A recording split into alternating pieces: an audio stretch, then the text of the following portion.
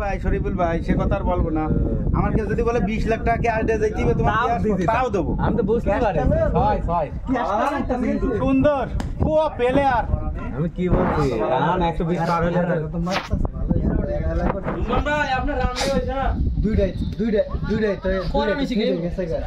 80 নিচে তো মনে হয় না বলছি না 120 রান করলে পারে খেলার 120 রান করলে ভালো সেই কনফিডেন্স বল উঠতেছে যে প্রথম ম্যাচ হচ্ছে বলই নাই আমরা প্রথম নেন না প্লেয়ার ভাই গুড প্লেয়ার এ কি প্লেয়ার রে